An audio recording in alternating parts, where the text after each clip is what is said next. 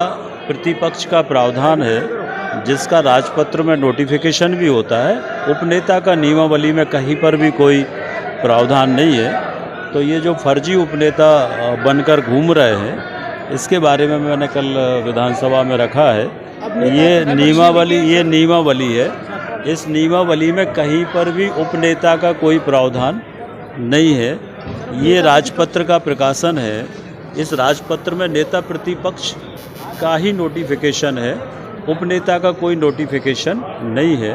तो ये पूरी तरह से फर्जी उपनेता बनकर घूम रहे हैं, प्रशासन पर अनावश्यक दबाव बनाने की कोशिश करते हैं और इसलिए ये विषय मैंने कल विधानसभा में रखा है। नेता प्रतिपक्ष जी कह रहे हैं कि उप मुख्यमंत्री के पद भी कोई संवैधानिक नहीं है और आप देखिए, मैं अपनी बात कह रहा हूँ, वो विषय वो जाने।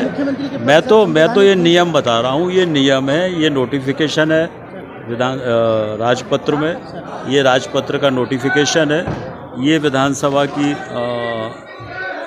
नियमावली है और इसमें ये स्पष्ट है कि उपनेता का कोई प्रावधान नहीं है। मुख्यमंत्री को लेकर पूछ रहे हैं, आप भी अनुभवी व्यक्ति हैं। मैं उस पर नहीं, वो अलग विषय है। नरेंद्र सिंह तोमर जी जो हमारे विधानसभा के अध्यक्ष हैं, उनके निर्णयों को फर्जी बता रहे हैं, क्योंकि दिनांक 25 जनवरी 2024 को माननीय PS महोदय द्वारा मुझे उपनेता के तौर पर रिकॉग्निशन दिया गया। उसका पत्र है, सचिवालय से भी आप प्राप्त कर सकते हैं।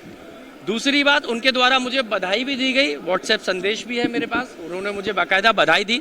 जब PS बधाई दे रहे हैं तो PS जो है नरेंद्र सिंह तोमर जी के ब्याह पे ही बधाई दे रहे हैं। अब यदि इसके बाद भूपेंद्र सिंह जी जो थोड़े अनपढ़ नेता हैं, यदि वो ये बात कहते हैं कि ये फर्जी है, तो वो अपने विधानसभा के अध्यक्ष के निर्णयों को फर्जी बता रहे हैं। तो वो उनका आपस का विषय है। वो उस ऑर्डर को लेके दोनों आपस में एक बार चर्चा करें कि कौन फर्जी है कौन नहीं, और निर्णय हो जाए तो मुझे भी अवगत कराना चाहिए। मेरी बात हो जाने दीजिए, अब सबका जवाब आ जाएगा।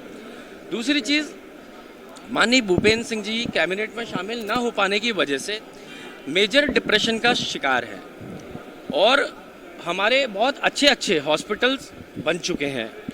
पूरे देश में अच्छे डॉक्टर्स हैं जो मानसिक रोगों का इलाज करते हैं। सीहोर में भी एक बहुत बड़ा अभी हॉस्पिटल बना है, मेंटल रिहैबिलिटेशन सेंटर है एक।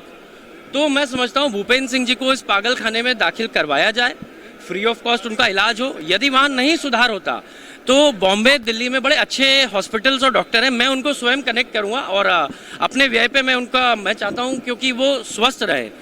यदि वो स्वस्थ रहेंगे तो सौरभ शर्मा वाले कांड में आगे जाके उनको जेल जाना पड़ेगा। तो मैं चाहता हूं उनके ईश्वर जो है उनको दीर्घायु दे, और कुछ आयु जो उनकी जेल में बीतेगी उस आयु के लिए भी मैं कामना करूंगा कि वो अच्छे से बिताए। आपके लेटर दिखाने के बाद हुए? मुझे लगता है कि पहले आधे पागल हुए जब उनका कैबिनेट में नाम नहीं आया, और बचे हुए जब मैंने उनकी नोटशीट दिखा दी तो 100% वो पागल उसके बाद से हो गए हैं। लेकिन उसका इलाज है, घबराने की बात नहीं है उनके लिए।